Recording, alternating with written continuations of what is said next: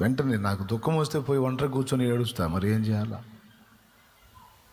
ఆ దైవజనుడిని కోల్పోయిన సంఘం విచ్ఛిన్నం అయిపోయింది. అక్కడున్న రక్షింపబడాల్సిన ఆత్మలు ఇబ్బంది పడుతున్నాయి. అన్ని జనులు చూడండి, నిజమైన తండ్రి ఎవరో వాళ్ళకి తెలుసా? నిజమైన దేవుడు ఎవరో వాళ్ళకి తెలుసా? తెలీదు. వాళ్ళు కూడా తండ్రి లేని బిడ్డలాగా బిక్కుమంట, కనపడదానికల్లా దండం పెడతా, కనపడదానికల్లా మొక్కుతా, కనపడదానికల్లా భయపడతా, గడగడగడలాడతా, డబ్బులు పోగొట్టుకొని ఒళ్ళు గుల్ల చేసుకొని వాళ్ళు చెప్పిన పనులన్నీ పిచ్చి పనులన్నీ చేస్తా. ఎంత దారుణంగా బలైపోతున్నారో చూడండి అన్ని జనులు. వాళ్ళు కూడా తండ్రి లేని పిల్లల్లాగానే బలైపోతున్నారు.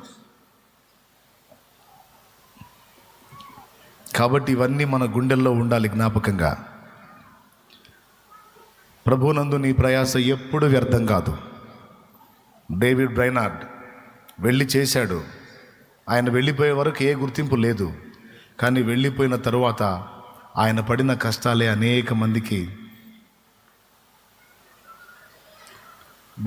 దేవునికి స్తోత్రం కలుగును గాక.